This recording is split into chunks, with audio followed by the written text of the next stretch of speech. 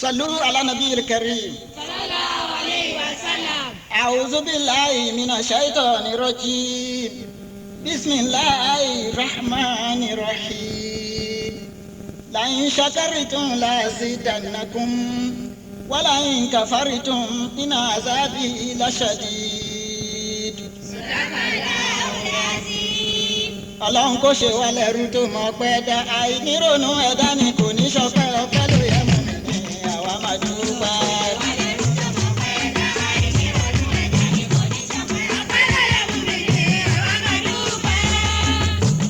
Dádúpẹ́ fọba tó kọ́ wa ká ṣe déédéé a ò dá mọ̀nà láì ṣe tọ́ka ògo ọpẹ́ fún tó fẹ̀sìn ọ̀la dá wà lọ́la. Ẹ mọ̀ yálà ìmoore sọ́ba tó dá yín ẹ fi móore hàn ẹ sìn olúwa yín o olúwa má ṣe wàhálà láì móore. Ẹ mọ̀ yá káfíìrì sọ́ba tó dá yín ẹ fi móore hàn ẹ sìn olúwa yín o olúwa má ṣe wàhálà láì móore. Ọlọ́run kò ṣe wá lẹ́rú tó mọ̀ pẹ́ dá àìnírònú ẹ̀dá ni kò ní ṣọpẹ́ ọpẹ́ ló yẹ mọ̀ mí ní àwa máa dúpẹ́. Ó fún wa lójú ká lè máa rí. Ó fún wa létí ká lè máa gbọ́ o. Ó fún wa lọ́pọlọ ká lè fi ronú. Àwíjàre ò sí fún ẹ̀dá kankan o.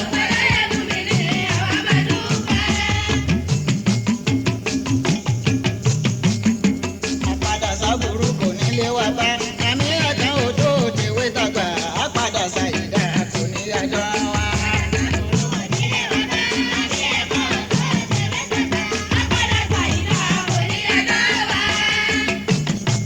Ọlọ́run dákun má ṣe mí lẹ́rú ayé ẹlẹ́dàá mi má ṣe mí lákòbàtà jẹ́ lówó ṣáàjì ní kí n pẹ́ láyé. Ọlọ́run jọ̀wọ́ má ṣe mí lẹ́rú ayé ẹlẹ́dàá mi má ṣe mí lákòbàtà jẹ́ àròwó ṣáàjì ní kájàyé pẹ́. Ọlọ́run dákun má ṣe wá lẹ́rú ayé ẹlẹ́dàá wa má ṣe wá lákòbàtà jẹ́ àròwó ṣe mú jàkájàyé pẹ́. Àmì olúwa tó ní ìwà àṣàdì ọ̀nà yòówù tí mò ń ná fi kí lè gbà ìwájẹ̀rì ọ̀tá pẹ̀lú èdè wọn. Ọ̀tá ilé o ọ̀tá òde kẹ́ni máma ní ní alábòsí. Ọ̀tá lọ́kùnrin ọ̀tá lóbìnrin kí wọ́n má lè rí wa gbèsè pẹ̀lú èdè òkè wá borí ọ̀tá pẹ̀lú èdè wọn. Nítorí a ò gbé kìkì di làmọ́tàná a ò sì gbé kóró oògùn márùn kan a ò gbé kíkẹ́ ní kéèjì ó bàjẹ́ a ò gbé rí ọmọ ní kéèjì láìda ẹni bá ń pè rí ìwà láìda ìbínú ọlọ́run gbogbo nítọ̀hún àgbàdo àṣàdúró kò nílé wa bá.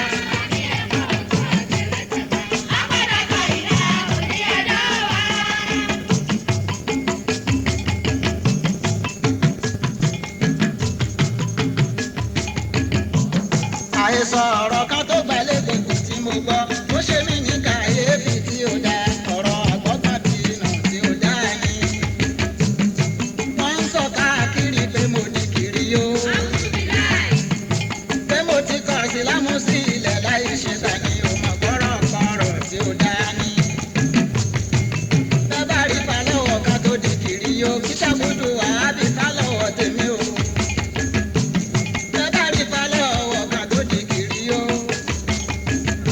Kí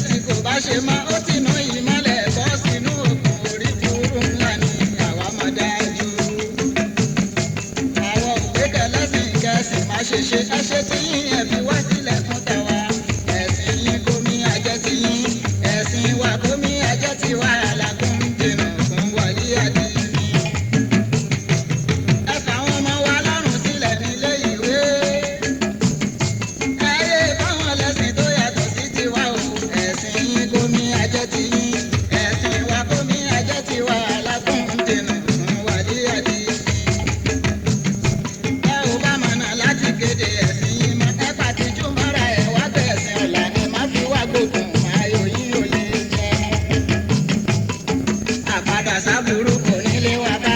àmì ẹ̀gbọ́n ò tó tewé tàgbà. á padà sáyidá oníyàdá. torí ilé kéwú la gbé ṣe kékeré. ìdí Al-Kùránì láṣẹwé dàgbà. ojú ò ti wá ó tẹ bá pè wá lóníkéwú. oníkéwú ni wá kò tì wá lójú bẹ́ẹ̀ sì pé wá lóní Kùránì bẹ́ẹ̀ ni. oníkéwú ni wá kò tì wá lójú bẹ́ẹ̀ pé wá alálùfáà àwa mà ní. oníkéwú ni wá létí bàbá. bẹ́ẹ̀ pé wá lóní Kùránì bẹ́ẹ̀ ni o. Oníkéwú ni wá létí bàbá. bẹ́ẹ̀ sì pé wá alálùfáà àwa mà ní. Oníkéwú ni wá létí bàbá.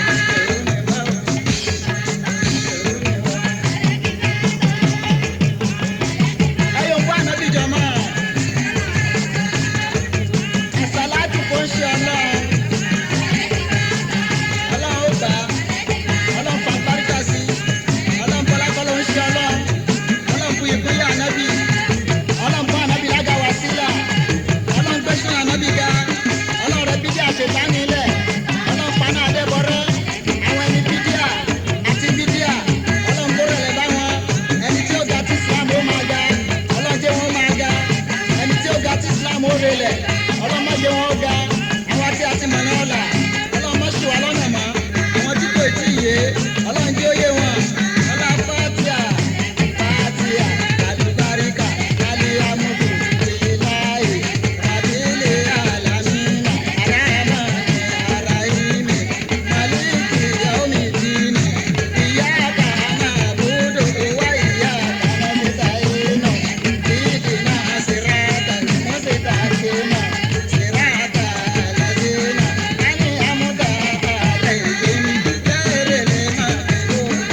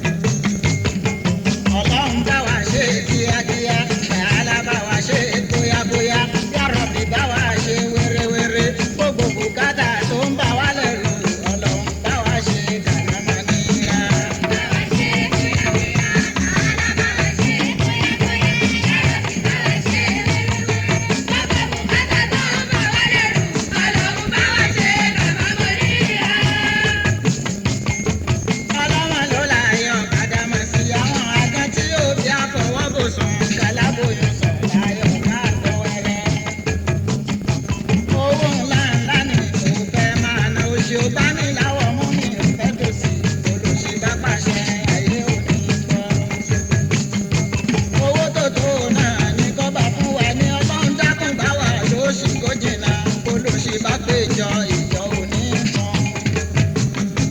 Olúwa fún wa lówó ká máa ronà torí ìlọ tí a fẹ́ kì í fẹ́nìyàn olóṣì bá pàṣẹ àyè òní lọ. Òṣì ò tọ́ sí wa ọlọ́run kò wá lówó owó púpọ̀ tó máa ń dẹ́rù òṣì owó ìdùnnú tá máa lò pẹ́ sí dání. Ọlọ́rẹ́ tí ń rẹ́sùn sí fún ọjọ́ ti pẹ́ àwọn èèyàn tí yóò yé ìrò lọ́dẹ ni ọlọ́run fẹ́sàn ṣe kò ní má bí ń tín.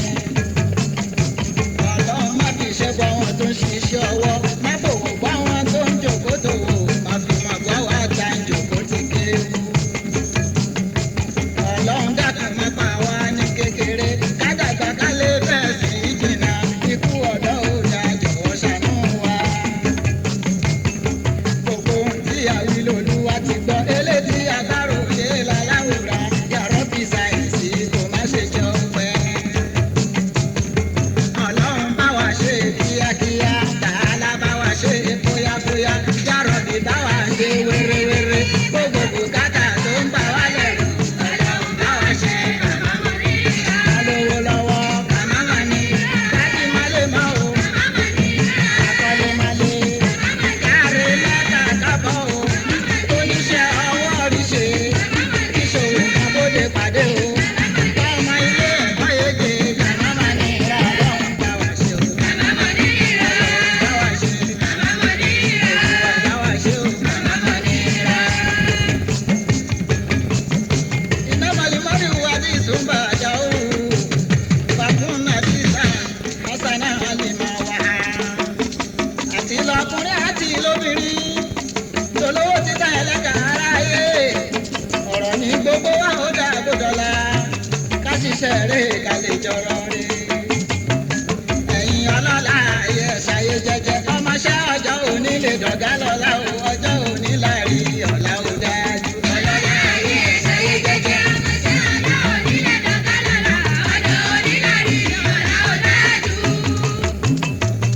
ẹ̀yin ọlọ́lá ò ní ipò ẹgbẹ́ jẹ ẹ̀yin òṣèlú ẹ má ṣe gbàgbé ọ̀la àwọn tó ti ṣe lànà dìtàn sí sọ́fà ayé. Ẹ̀yin ọlọ́lá ò ní ipò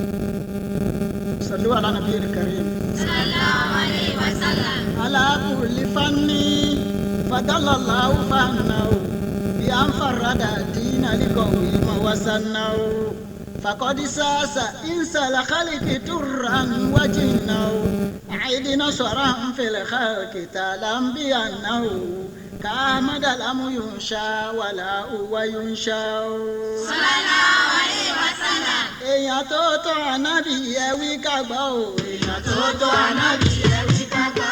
ayé àtọ̀run kò sí ìlú Muhammad o. èèyàn tó tó ànábì ẹ wí ká gbọ́.